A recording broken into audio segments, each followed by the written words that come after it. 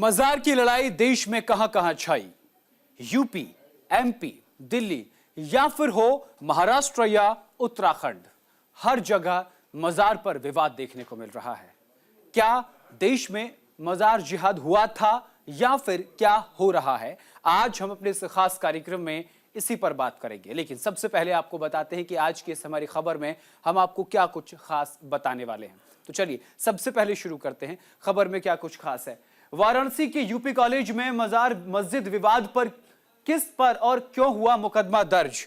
आज वाराणसी में प्रदर्शनकारी लोगों पर मुकदमे दर्ज किए गए हैं। कौन है वो लोग, क्यों मुकदमे दर्ज किए गए, वो हम आज आपको अपने इस रिपोर्ट में बताएंगे। उसके बाद हम आपको आज बताएंगे कि आखिर क्या देश दूसरे नंबर पर आएंगे।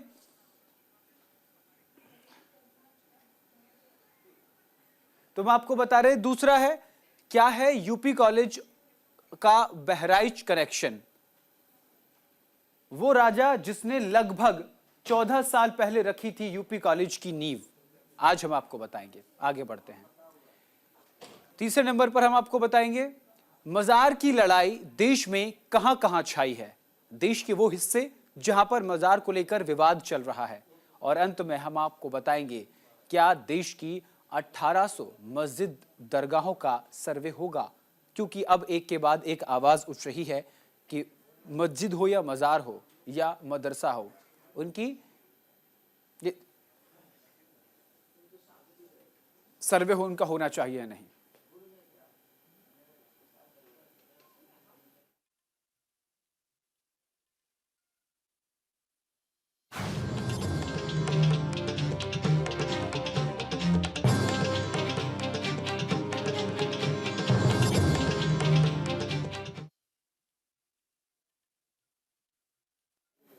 सुप्रीम कोर्ट ने साल 2019 में अपना फैसला सुनाकर राम जन्मभूमि विवाद को तो खत्म कर दिया, लेकिन इसके बाद से ऐसे कई मामले सामने आए जिनकी सुनवाई अदालत में चल रही है। भारत में ऐसी कई जगह हैं जहां हिंदू दरगाह में हिंदू पक्ष ने दरगाह मजार की जगह हिंदू होने का दावा किया है। फिर चाहे काशी का ज्ञानवापी मस्जिद हो या मथुरा की शाही ईदगाह मस्जिद या फिर हाल ही में सुर्खियों में रही संभल की मस्जिद ही क्यों ना हो, हर जगह आरोप यही है कि मंदिर को तोड़कर मजार, दरगाह या मस्जिद का निर्माण किया गया है।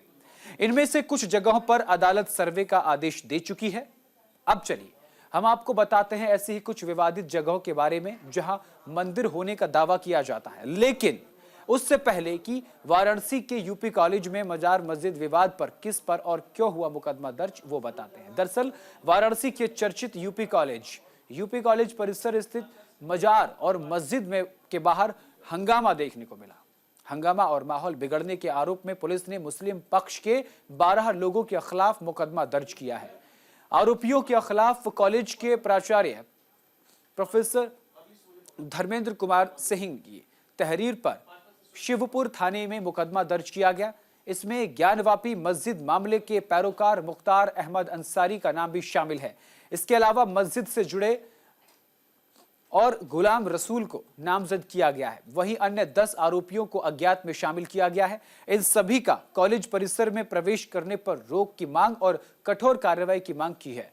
इन सभी पर गैर जिम्मेदाराना बयानबाजी कर सांप्रदायिक सौहार्द बिगाड़ने की धाराएं कायम की गई हैं। वही मौके पर वीडियो और मीडिया और सोशल मीडिया में बयानबाजी के यूट्यूब लिंक भी पुलिस को उपलब्ध कराए गए हैं। अलावल मुख्तार अहमद और गुलाम रसूल के बयान पर साइबर सेल ने जांच शुरू कर दी है। विदुष सक्सेना एसीपी वाराणसी कैंट ने क्या कुछ कहा है वो सुनवाएंगे, साथ ही साथ हम आपको ग्राउंड जीरो की रिपोर्ट भी दिखाएंगे। तो इस पूरे मामले को लेकर वाराणसी कैंट के एसीपी ने क्या कुछ कहा, पहले वो सुनवाते हैं। जी, अभी कुछ देर पहले कुछ छात्रों का समूह और वकील लोगों का समूह यहाँ पे आया, अपना विरोध प्रदर्शन करते हुए आ रहा था। यूपी कॉलेज का जो विवाद चल रहा है उसी के क्रम में वो माल्यार्पण करना चाह रहे थे और हनुमान चालीसा की बात करना चाह रहे थे। तो जैसा कि कॉलेज प्रशासन ने हमसे अनुरोध किया है, कुछ दिनों से हम लोगों ने भी जो प्रतिबंध लगा रखा है भारी तत्वों का, उसी क्रम में हमने कार्रवाई की है। सबको हटाया बढ़ाया गया है, समझा बुझा के, और जो भी उग्र हुए उनके खिलाफ विधिक कार्रवाई करके। हाँ, अभी प्रिवेंटिव डिटेंशन के लिए कुछ लोग भेजे गए हैं, तो आगे की कार्रवाई की जा रही है। अभी जैसे कॉलेज परिसर में एग्जाम का माहौल है, एग्जाम चल रहे हैं, कॉलेज प्रशासन द्वारा ही अनुरोध विरोध किया गया है कि बाहरी तत्वों को ना अलाउ किया जाए, इससे सांप्रदायिक सौहार्द जो है परिसर का बिगड़ रहा है। उसी के क्रम में हम लोगों ने किसी भी बाहरी तत्वों को प्रतिबंध लगा रखा है उन पर। यूपी कॉलेज के मामले में अगर कहा जाए तो मस्जिद और मजार को लेकर के जो सोशल मीडिया पर बयान दिया गया था, उसको लेकर के यूपी कॉलेज के प्रचार डॉक्टर डीके सिंह के द्वारा जो श्रीपुर थाने में 12 लोगों के खिलाफ जो है एफआईआर दर्ज करवाया गया है। इसमें ये शिकायत थी कि जो ज्ञानवापी के पैरोकार हैं मुख्तार अंसारी सहित जो है तमाम 11 और जो नवारी थे उनके खिलाफ जो है श्रीपुर थाने में मुकदमा दर्ज कराया गया है। उनका ये था कि जिस तरह से जो बयान जो दिया गया था पिछले शुक्रवार की अगर हम बात करें तो उसमें जो है जो बयान दिया गया था कि यूपी कॉलेज की ज़मीन जो है वक्फ की ज़मीन है और उसमें जो है उनके पास पूरी तरह से कागजात है, जिसको लेकर के जो है वहाँ पर छात्र जो है काफ़ी आक्रोशित हुए और ये मामला जो है काफ़ी तूल पकड़ता हुआ नजर आया। तो जिसको लेकर के प्रिंसिपल ने ये कहते हुए मुकदमा दर्ज करने के लिए आवेदन दिया शिवपुर थाने पे कि जिस तरह से आपसी सौहार्द बिगाड़ने की पूरी कोशिश की गई है ज्ञानवापी के पैरोकार मुख्तार अंसारी के द्वारा जो है और उनके साथ साथ जो है अन्य जो है 11 लोग थे। तो यानी कि हम कह सकते हैं कि 12 लोगों के खिलाफ जो है अब जो है मुकदमा जो है दायर कर लिया गया है शिवपुर थाने में। और देखने वाली ये बात होगी कि जिस तरह से जो आपसी सौहार्द बिगाड़ने की जो कोशिश की गई थी, इस पे पुलिस जो है अब जो है कहां तक उनको पर जो है किस तरह की कार्रवाई करते हैं, क्योंकि प्रिंसिपल के द्वारा ये भी कहा गया है कि जिस तरह से इस बयान के सोशल मीडिया पर चल रहे बयानों के बाद जो है छात्र आक्रोशित हुए, आंदोलित हुए और उसके बाद जो है कहा जाए तो पूरी शहर में जो है तनाव की स्थिति जो है पैदा हो गई है। तो अब जो है 12 लोगों के खिलाफ जो है एफआईआर दर्ज किया गया है और दर्ज करने के बाद पुलिस जो है अब उस पर कार्रवाई भी करेगी। न्यूज इंडिया के लिए मदन मोहन शर्मा, वाराणसी।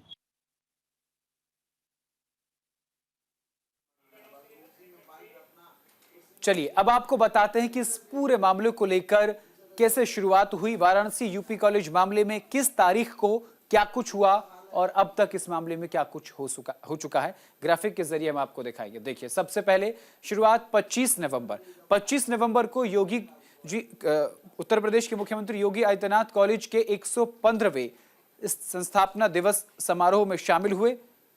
मुख्यमंत्री योगी आदित्यनाथ और बिहार के लिए छात्रों ने इस कॉलेज को विश्वविद्यालय का दर्जा दिलाया जाएगा ऐसी बात कही। सरकार मान्यता देगी, ये बात भी मुख्यमंत्री योगी आदित्यनाथ की तरफ से कही गई। 26 नवंबर मुस्लिम कम्युनिटी के बीच एक लेटर वायरल होने लगा। ये 2018 की वक्फ बोर्ड की एक नोटिस था जिसमें यूपी कॉलेज को वक्फ बोर्ड की संपत्ति बताई गई। कॉलेज एडमिनिस्ट्रेशन ने उसी दिन वक्फ बोर्ड को नोटिस का जवाब दिया, कहा अगर कोई वैध दस्तावेज है तो पेश करें। ये हुआ। उसके बाद आगे बढ़ते हैं। 29 नवंबर को करीब 500 नमाजी कॉलेज कैंपस में इकट्ठा हुए, जुमे की नमाज अदा की। अमूमन यहां 20 से 25 लोग ही नमाज अदा करने के लिए पहुंचते थे, लेकिन उस दिन 500 से ज्यादा पहुंच गए। उसके बाद 2 दिसंबर को क्या हुआ, 2 दिसंबर पर आते हैं। 2 दिसंबर को कॉलेज के छात्रों ने नोटिस के विरोध में प्रदर्शन किया। वक्फ बोर्ड का पुतला फूंका गया। ये हुआ, जो पूरा माजरा हुआ वो हुआ 2 दिसंबर को। कॉलेज के छात्रों ने नोटिस के विरोध में प्रदर्शन किया और वक्फ बोर्ड का पुतला फूंक दिया, हिंदू दल के छात्रों ने। उसके बाद 3 दिसंबर को छात्रों ने मस्जिद से 50 मीटर दूर हनुमान चालीसा का पाठ किया। पुलिस से झड़प हो गई। पुलिस ने छात्र संघ अध्यक्ष समेत 7 को गिरफ्तार कर लिया और देर शाम उन्हें चेतावनी देकर छोड़ दिया गया। मुस्लिम पक्ष को कैंपस में नमाज से रोक दिया गया। तो पुलिस ने छात्र संघ अध्यक्ष समेत 7 को गिरफ्तार कर लिया और देर शाम उन्हें चेतावनी देकर छोड़ दिया। उसके बाद 4 दिसंबर पर आते हैं। 4 दिसंबर को सुन्नी सेंट्रल वक्फ बोर्ड को लेटर भेजा गया। इसमें बताया कि कॉलेज परिसर में किसी भी जमीन पर उनका कोई दावा नहीं है। उसके बाद 5 दिसंबर छात्रों के विरोध के चलते मुस्लिम पक्ष मस्जिद में नमाज अदा करने नहीं आया। तो ये पूरा मामला रहा कि किस तरीके से कब और क्या हुआ। चलिए अब हम आपको एक रोचक जानकारी बताते हैं कि आखिर वाराणसी के उदय कॉलेज में हाल ही में जो सुर्खियों में है, इसको लेकर बहराइच का कनेक्शन क्या है, इसको बहराइच से कैसे जोड़कर देखा जा रहा है। देखिए वाराणसी के उदय प्रताप कॉलेज हाल ही में काफी सुर्खियों में है। यहां तब बड़ा बवाल खड़ा हो गया जब छात्रों ने कॉलेज परिसर की मस्जिद पर हनुमान चालीसा पढ़ने का प्रयास किया। हालात ऐसे हो गए कि कुछ छात्रों को पुलिस द्वारा हिरासत में ले लिया गया। पूरा विवाद क्या है और कहां से इसकी शुरुआत हुई, लेकिन उससे पहले हम आपको बताते हैं कि 100 साल से ज्यादा पुराने इस कॉलेज की नींव कैसे पड़ी। चलिए ग्राफिक के जरिए हम आपको दिखाएंगे। जो तस्वीरें हम आपको दिखा रहे हैं, वाराणसी के जाने माने उदय प्रताप कॉलेज की स्थापना साल 1909 में एक हाई स्कूल के रूप में की गई थी। इसकी स्थापना भिनगा यानी कि जिला बहराइच उत्तर प्रदेश के राजा राज ऋषि उदय प्रताप सिंह जूदेव ने की थी, जो वैसे तो राजा थे लेकिन समाज के उत्थान के लिए एक सन्यासी बन गए। राजा राजश्री उदय प्रताप सिंह 3 सितंबर 1918 को उनका जन्म हुआ था। यानी कि उन्होंने जो राजा थे सन्यास ले लिया, राजश्री बन गए और समाज के उत्थान के लिए उन्होंने काम करना शुरू कर दिया। उदय प्रताप सिंह का जन्म 3 सितंबर 1850 को हुआ था और 1913 में उनका निधन हो गया। तो ये हमने आपको बताया कि बहराइच के रहने वाले जो राजा उदय प्रताप सिंह थे उन्होंने इस कॉलेज की नींव रखी। इसमें वक्फ बोर्ड का कोई भी किसी भी तरीके से इन्वॉल्वमेंट नहीं था, ऐसा बताया जा रहा है। देश में मजार और मस्जिद पर विवाद नया नहीं है, लेकिन आजकल ये आम हो गया है। मैं आपको कुछ मजार के बारे में बताने जा रहा हूं जो कब और कैसे बने यह किसी को पता नहीं।